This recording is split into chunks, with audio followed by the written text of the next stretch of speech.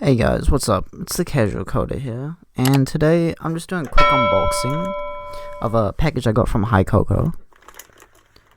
So, as you can see, what I got in the package is 3 pretty nice items that I've been meaning to get, but I just hadn't gotten around to buying them. What I like about shopping at Hikoco is that they always give out free stuff whenever you buy stuff. So in this case, they gave out a free mist toner, which I haven't tried yet, but I'm definitely looking forward to trying it. But yeah, the first thing I bought was the 30-day miracle toner. I've seen a lot of reviews of it online, and it seemed really good. So I was like, oh, why not try it myself? I still need to haven't done at the time of this recording 30 days.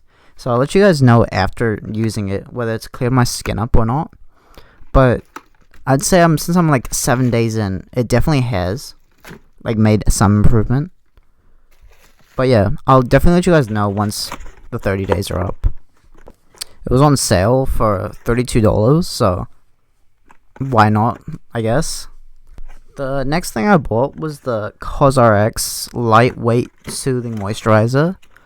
I hadn't really seen much about it, but I had used their sunblock, and as a person with darker skin, it really is good to have a sunblock that doesn't leave white marks or white stains on your skin.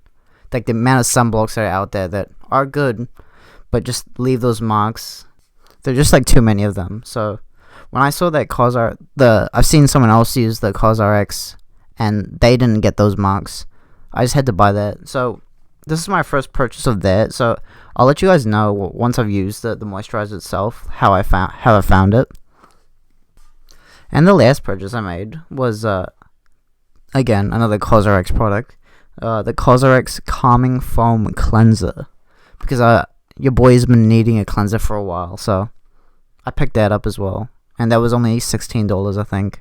So in total, I spent $63 New Zealand dollars.